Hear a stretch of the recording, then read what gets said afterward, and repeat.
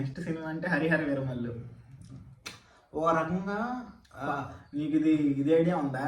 ఇది ఈటీవీలో భాగవతం పంచతంత్రం ఎస్, అది సెకండ్ హాఫ్ నుంచి నాకు పంచతంత్రం అనిపిస్తుంది. ఆ గుర్రాలు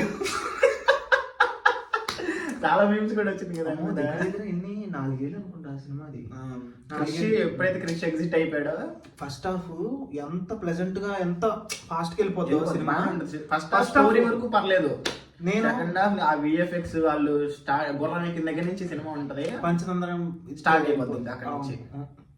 లాస్ట్ క్లైమాక్స్ అయితే హైలైట్. ఆ థాట్ ఎవరికి వచ్చిందో కానీ పవన్ కళ్యాణ్ గారు తీశారు కాదు, వేరే సరే జ్యోతి కృష్ణ అనేసారు. ఏమో మరి లాస్ట్ ప్రీ రిలీజ్ ఈవెంట్ లో కూడా లాస్ట్ నేను 18 నిమిషాలు నేను యాక్షన్ పార్ట్ అది నేను కొరియోగ్రాఫ్ చేశాను. ఆ తుఫాన్ కాన్సెప్ట్ అంతా గాలి వచ్చేది అది ఎడిటింగ్ పవన్ కళ్యాణ్ గారు చేయలేదు, కొరియోగ్రాఫ్ ఒకటే పవన్ కళ్యాణ్ చేశారు. అసలు అలా సెకండ్ పార్ట్ కి అలా లీడ్ ఇచ్చి ఆపచ్చు అనే థాట్ వచ్చింది కదా, అది హ్యాట్స్ ఆఫ్.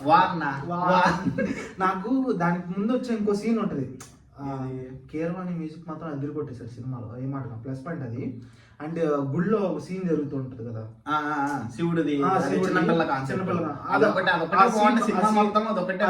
బాగుంటది. అది మాత్రం నిజమే, అదొక్కటే బాగుండే సీన్ ఏమైనా ఉందంటే సినిమాలో. మంచి హైందవ ధర్మం గురించి చెప్తారు, డైలాగ్స్ కూడా కొన్ని బాగుంటాయి. అది అక్కడ కొంచెం సినిమాలో ఎక్కడైనా కాన్సెప్ట్ దొరికింది అంటే అదొకటే. ఎం రత్నం బాగుంది.